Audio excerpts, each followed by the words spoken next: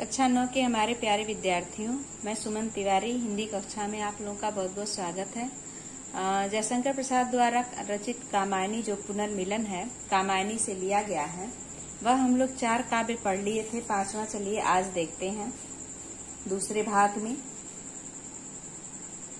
आप लोगों को यह वीडियो कैसी लगती है कमेंट भी अवश्य किया करें।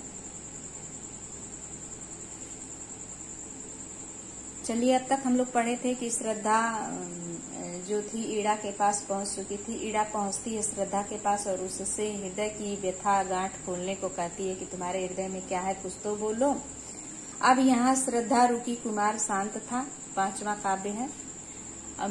मिलता है विश्राम वहीं, चली ईड़ा के साथ जहाँ, वही शिखा प्रज्वलित रही। धधकी सहसा धधकी बेदी ज्वाला, मंडप आलोकित करती। कामायनी देख पाई कुछ, पहुंची उस तक डग भरती।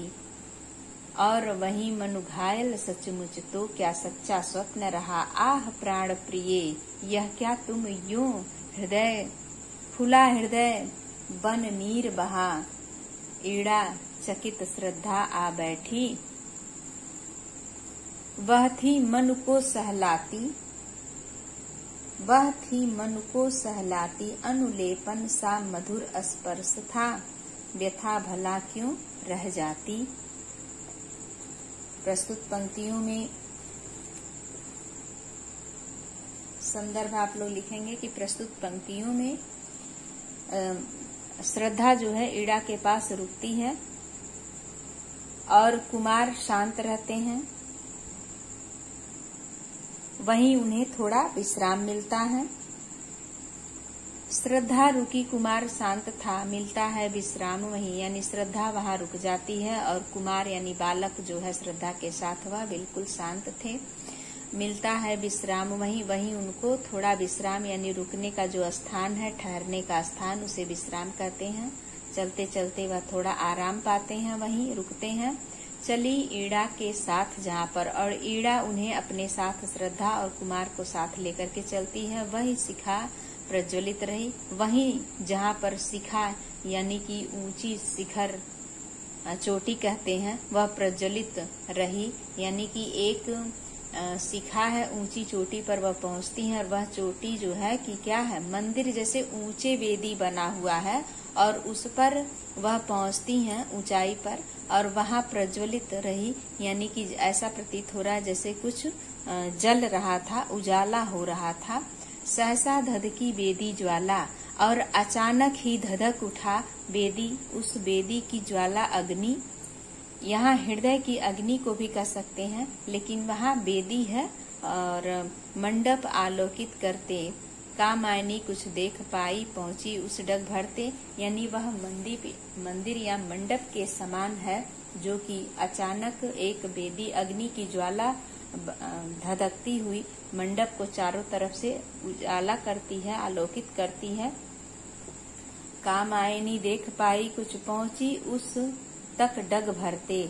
और कामायनी यहाँ श्रद्धा को ही कहा गया है। पात्र है जो कामायनी जयशंकर प्रसाद की रचना है, उसमें श्रद्धा का ही नाम है। श्रद्धा कुछ देख पाई, पहुंची उस तक डग भरते। श्रद्धा को कुछ हल्का सा दिखाई, ऐसा लगा कि कुछ प्रतीत हुआ, और वहां तक वह डग भरते यानी आगे बढ़ते हुए पहुंचती है। और वहीं मनु घायल सचमुच, वह देखती है कि मनु सच में यहाँ घायल हुए हैं। तो क्या यह सच्चा स्वप्न रहा। अपने विचारों में सोचती है कि यह क्या सच्चा स्वप्न मैं देख रही थी। आह प्राण प्रिय, यह क्या तुम यूं, और दौड़ करके कहती है, हे प्राणों से प्रिय, जो हमारा प्राणों से प्रिय होता है उसे प्राण प्रिय कहते हैं। आह प्राण प्रिय, यह क्या तुम यूं, तुम इस प्रकार से यहाँ। हृदय घुला हृदय बन नीर बहा, उसका जो हृदय था वह क्या हुआ, बिल्कुल पिघल गया और आंखों से अश्रु बहने लगे।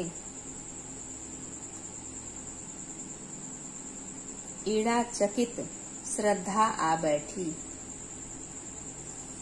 ईड़ा चकित थी और श्रद्धा वहां जाकर के बैठ जाती है। वह थी मनु को सहलाते, और मनु को सहला रही थी।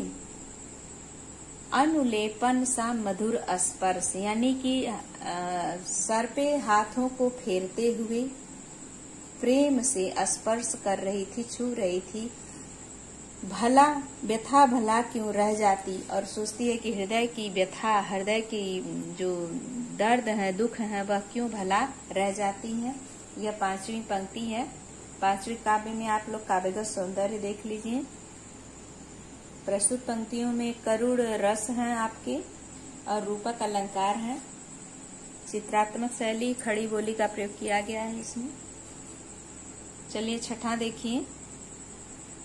उस मूर्छित नीरवता में कुछ हल्के से स्पंदन आए। मूर्छित यानी कि बेहोश होना, मूर्छित हो जाना, जिसकी अवस्था सचेत होने की नहीं है। तो उस नीरवता में कुछ हल्के से, स्पंदन का अर्थ होता है कंपन, यानी कि हल्के फुल्के से कुछ हाथ पैर में कंपन सी महसूस हुई।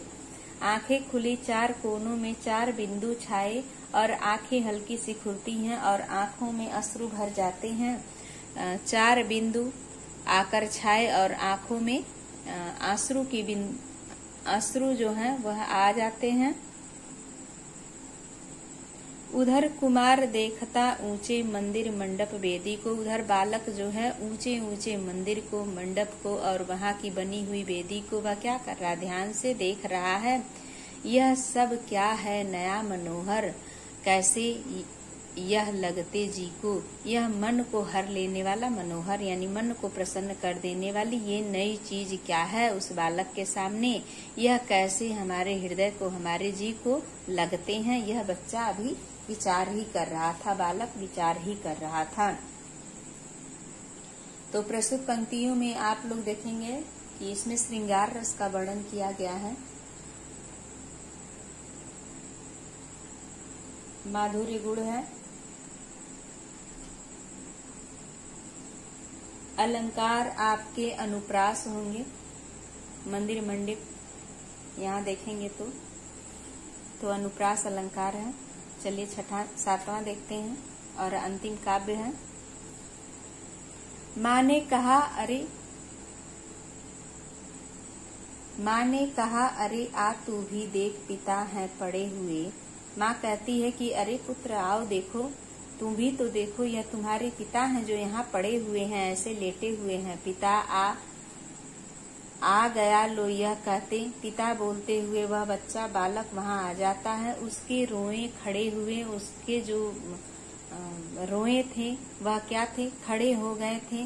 माँ जल दे, कुछ प्यासे होंगे। और बालक बोलता है कि माँ क्या कर रही हो बैठे हुए, ले आओ जल दो, पिताजी प्यासे होंगे।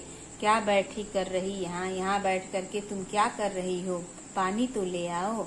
मुखर हो गया सूना मंडप, और उस बालक के इस आवाज से वह सूना मंडप जो था वह मुखरित हो गया, यानी कि चंचल हो गया। यह सजीवता रही कहाँ, और उसमें यह सजीवता कहाँ रही। आत्मीयता घुली उस घर में, छोटा सा परिवार बना और उस घर में, उस परिवार में आत्मीयता घुल जाती है, प्रसन्नता छा जाती है और छोटा सा परिवार अपना होता है। छाया एक मधुर स्वर, उस पर श्रद्धा का संगीत बना और तीनों माँ बेटे और पिता मिलते हैं तो ये सुंदर मधुर एक स्वर के रूप में, संगीत के रूप में बनता है और अपने घर को चले आते हैं। तो आप लोग देखेंगे कि इसमें काव्यगत सौंदर्य देख लीजिए, रूपक अनुप्रास अलंकार है और श्रृंगार रस का वर्णन किया गया है। चित्रात्मक शैली है। आप लोगों को यह वीडियो कैसी लगी कमेंट अवश्य करके बताइएगा, और आप लोग को अगर वीडियो अच्छी लगती है तो आप लोग शेयर अधिक से अधिक करिए, ताकि जो बच्चे पढ़ने में असुविधा महसूस कर रहे हैं वो भी आसान तरीके से पढ़ सकते हैं। धन्यवाद प्यारे विद्यार्थियों।